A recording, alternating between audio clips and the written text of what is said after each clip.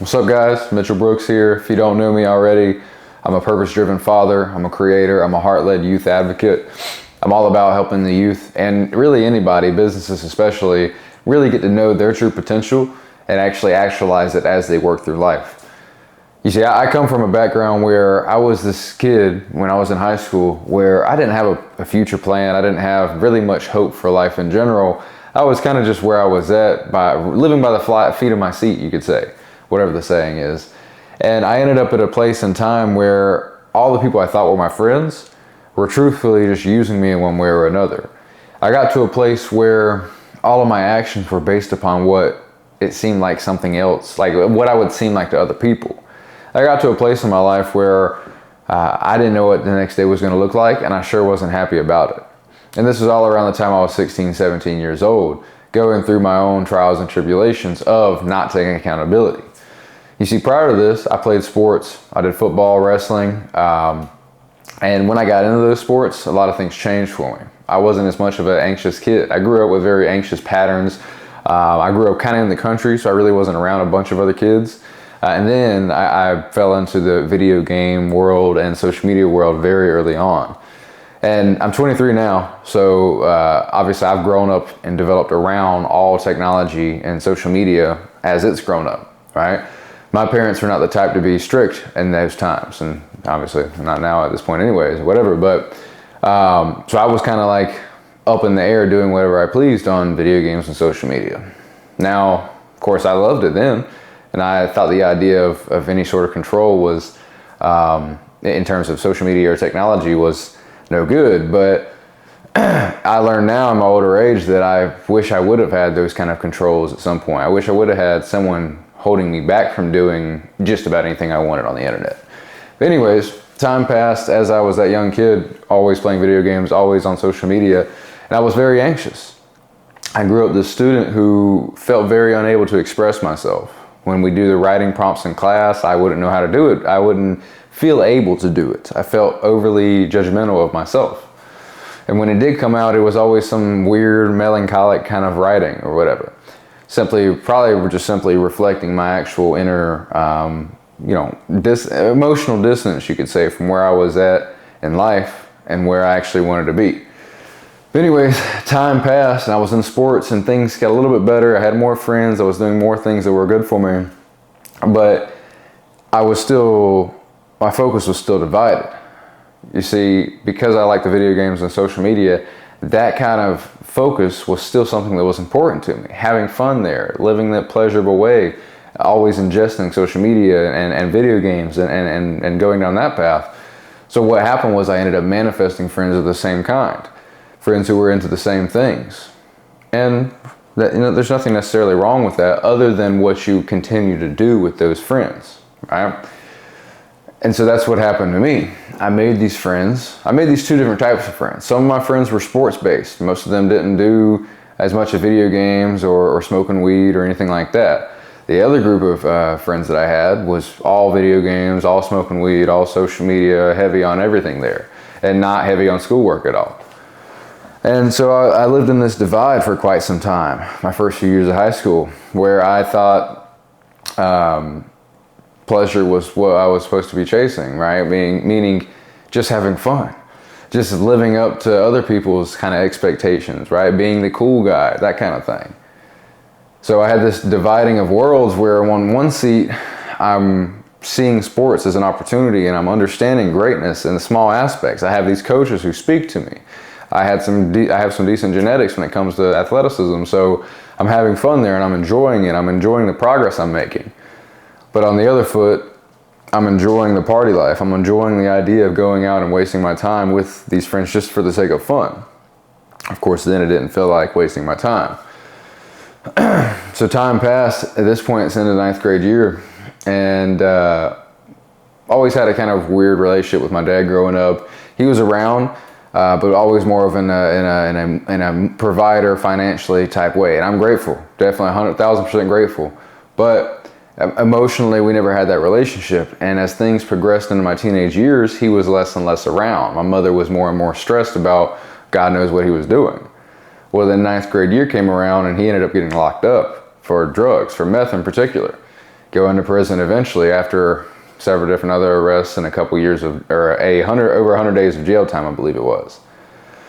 And when that happened, I remember I was just telling you guys in the last video, like when my mom told me about that, but when that happened, it was like I was already, again, in these divided worlds, but moving forward became even more confusing, right? Because so many things had shifted. Here I am in this state where, you know, my father has this entirely different life going on that we had no idea about, right? So things kind of got crazy for me. And in my own reflection, I really gave up on myself and the good things I did have going for me. I did have sports. I did have these different friends who were doing some good things.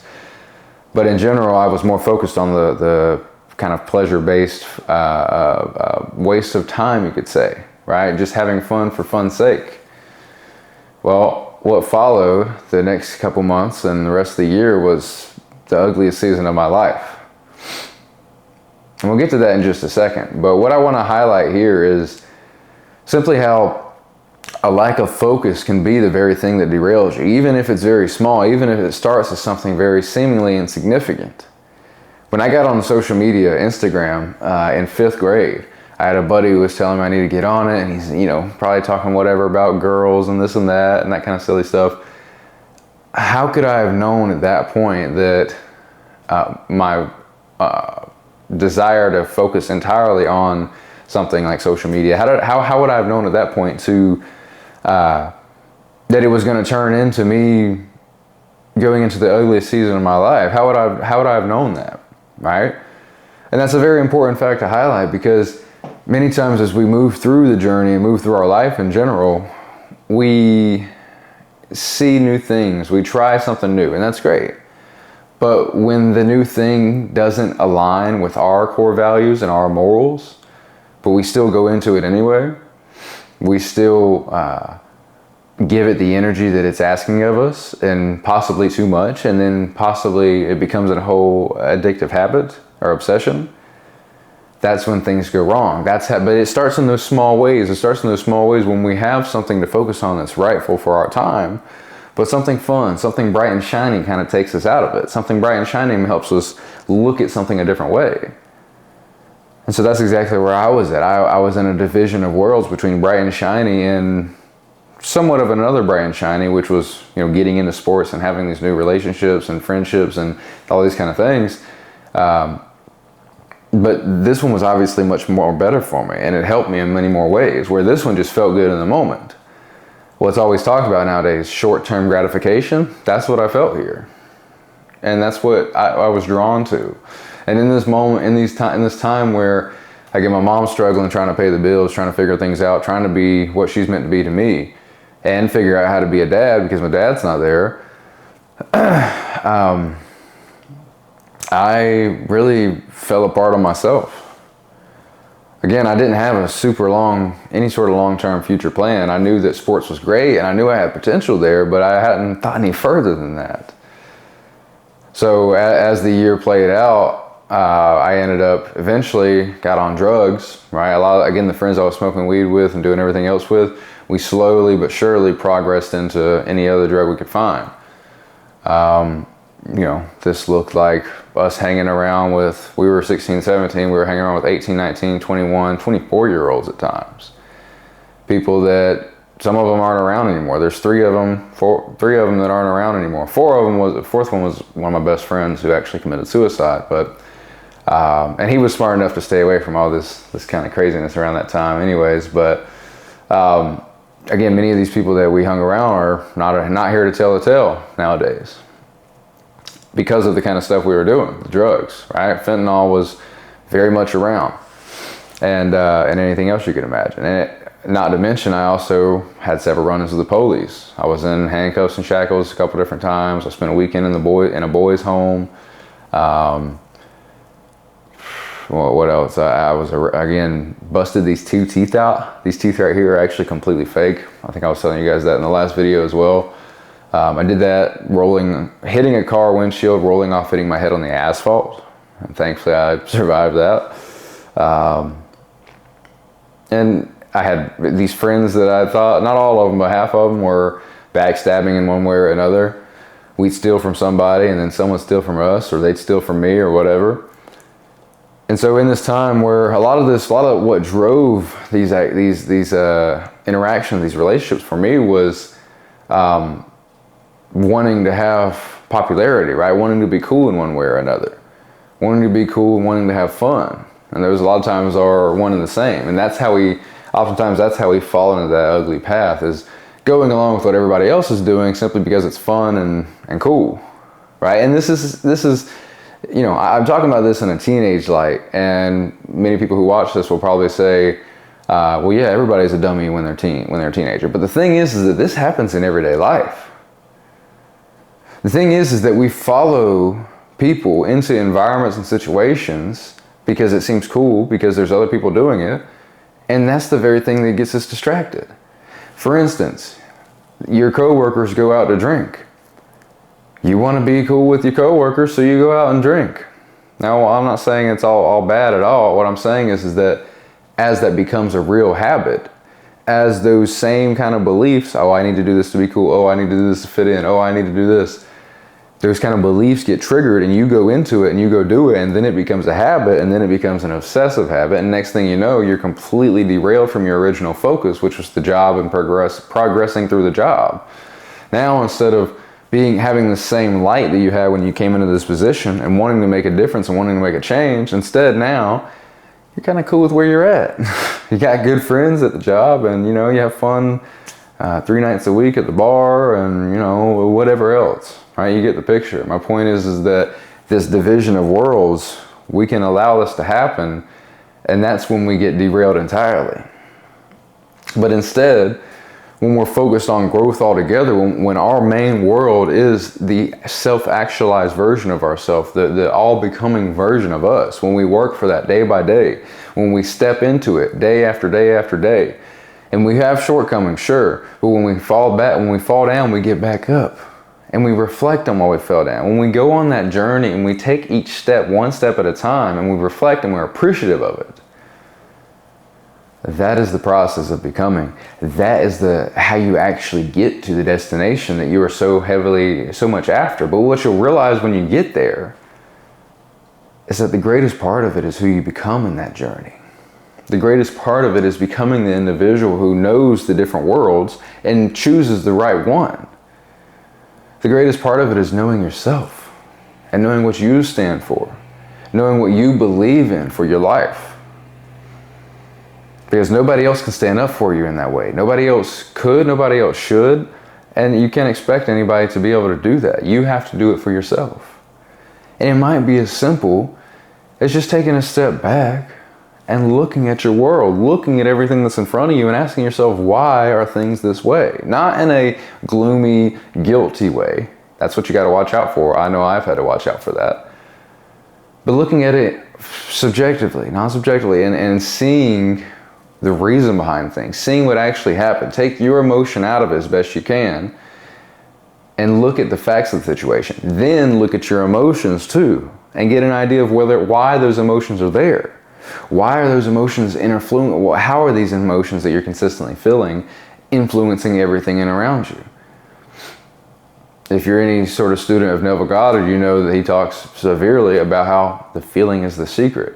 Your emotional baseline, your emotional understanding of your life and of your world will determine how you get to create your reality. I'm kind of getting esoteric and deep here, but in the same division of worlds, when we don't take the time to understand why we want to go into these different worlds, we don't know ourselves, and we end up wherever we end up. For instance, again, I was in this division of worlds where I had sports. People were cool there. I wanted some popularity there. But I also had my other friends who were more into the drugs and weed and partying and all this kind of stuff. And I wanted to be cool there. What's the commonality? What's the commonality that would not lead to anything good? I wanted to be cool. I wanted to be accepted. I was seeking validation. And so as I went into these groups, I was trying to be cool to these people. right? Which maybe was doing a different drug that day, or drinking a different amount of alcohol, or not going to school, or not doing this, or whatever my mind came up with as how I could be validated, how I could be known as okay and good enough.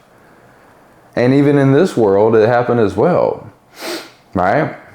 I wanted to be cool enough with the cool kids on the team. I wanted to be good enough for the sport. By the way, I was never good at the sports. I didn't grow up playing them. I didn't really like them, but I liked the benefits I was getting from them. But anyways, when I was building these relationships, my mind was always on how do I make more friends? How do I have more communication? How do I prove that I am good enough?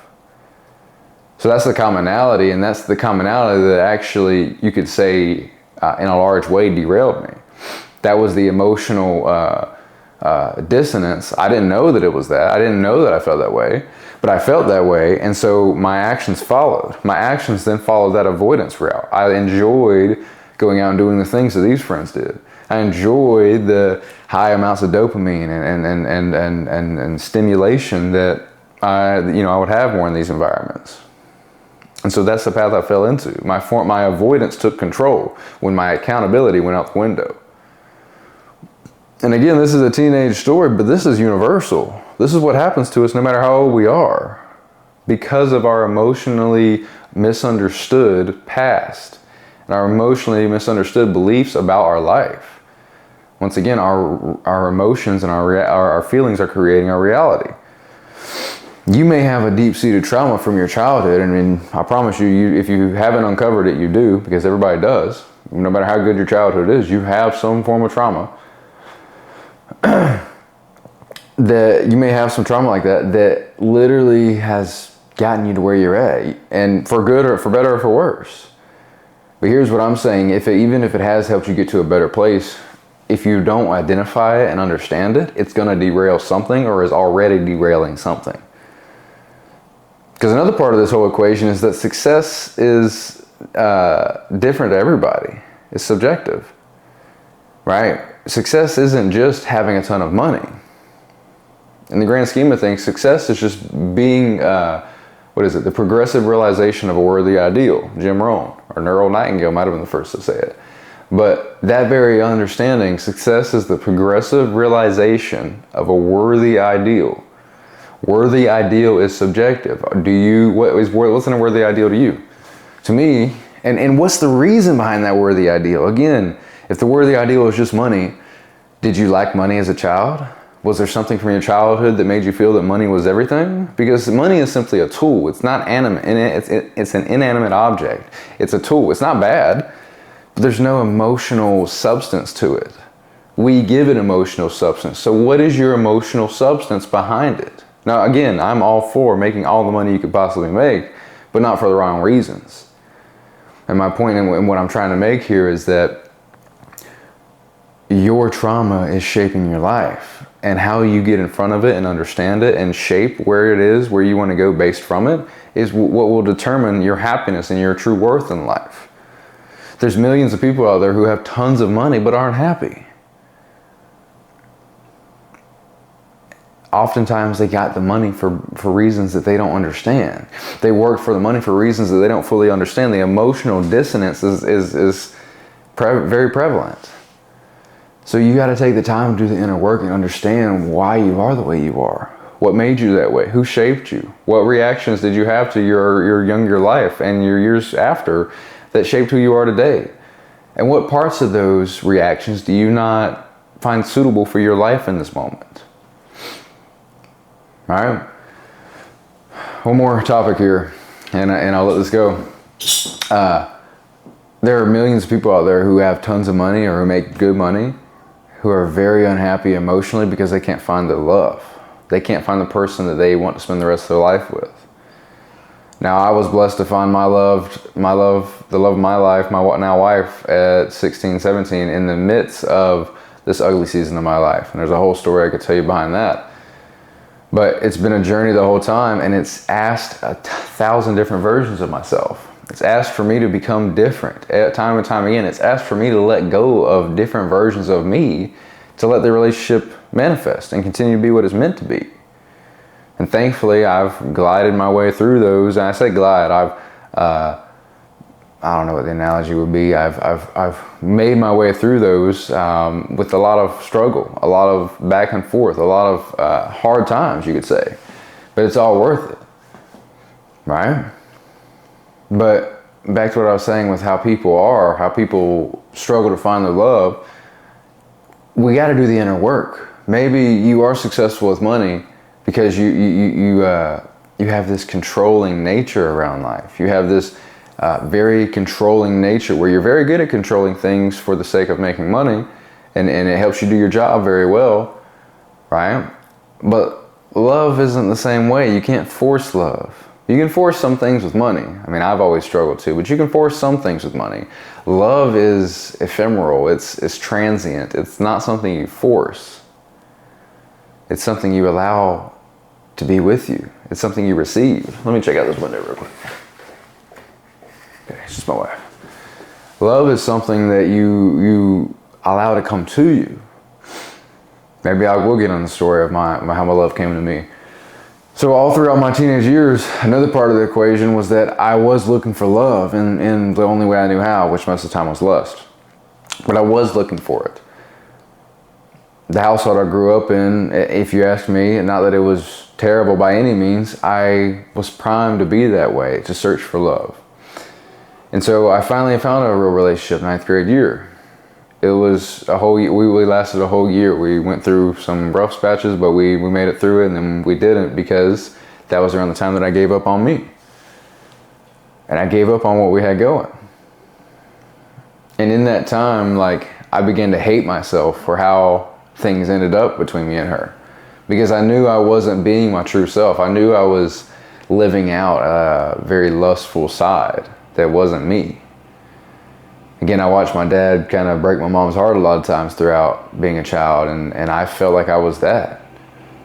And so I really hated myself in the same time that I was already heading into these bad environments and situations. And so that was another thing that played into the whole emotional dissonance and destructive habits, right? But anyways, in this time, this happened with this girl, and I let go. Even though I was so hurt, I knew it was all my fault, and in that I let go of the love. I let go of this need to make things better with her, because I knew I wasn't going to. I knew I wasn't ready for it. I knew that I had already made things bad enough, and so it was best if I distanced myself from her so she could get away from me, because I was nothing good. And so I stepped away, and I went and did my own thing, which again was the ugliest season of my life. But in that very nature, I let go of love. I let go of the need for it for perhaps the first time in my entire teenage years, from, you could say, whatever, 11, 12, 13 to 16, 17 at that point. I let go of it. I let go of the need for it. Now, again, my energy was redirected into ugly situations, but I wasn't needing and yearning for love. I let go of it. Well, January of either 2017 or 2018, I walked into my first job. Finally got my first job. In the midst of this season, I knew I had to get some money. I knew I had to start making some money. Probably because I wanted to spend money on things that I didn't need anyway, but also help my mom out in the ways that I could. And so I walked in this job, and I was enjoying it. I was enjoying being able to work finally. 4 months later, my now wife walks in. And when she walked in, the first time, I still remember her walking through. We didn't talk. We didn't talk at first, but not long after we did. And within 20 days of her working there, she actually moved in. My mom was really cool, and she just was trying to help me at this point get back on track, right? Because again, I was in this ugly season. And so she moved in, and we've been together ever since. I mean, we had a rough patch like 2 years in. That was another defining moment on my story. But anyways, my whole point of telling that story is that in that season beforehand, before this ugly season, when I was with the relationship with the girl, and even before that, I was always looking for love. I was always yearning for it. I always wanted to have it. And I looked for it in the only ways I knew how to as a teenager, which again was often lustful. But I found it finally. And then I let go of it when I needed to, when I knew it wasn't good for her, it wasn't good for me. And, I let go of the need for it because I knew I wasn't ready for it. I'd finally gotten it, but I wasn't ready for it. And that had only made matters worse. So I let go. And then the love of my life came to me. All right? And again, it's been a struggle the whole time. We've had tons of ups and downs. Relationships are not hard. Relationships are absolutely hard. Right? But to bring it all back in, as we're going through the journey and as we're living our life and figuring out who we are and who we want to be, we have to be willing to go in and do the inner work. We have to be willing to let go of sides of ourselves because we know that we're either not ready or that maybe we are ready, but that the need for it, the yearning for it in our soul, that's what pushes things away. We put things on a pedestal and they're that far away from us. We can't get to them. So guys, if you like this, let me know below. Let me know what your thoughts are. Let me know what you're going through right now. Let's stay connected. I'm going to drop the community link in the bio here. Guys, do the work. Understand who it is that you are, who you were, and who you're meant to be. Do the work. Appreciate yourself. Live gratefully. Let's just keep rocking. I'll see you guys later.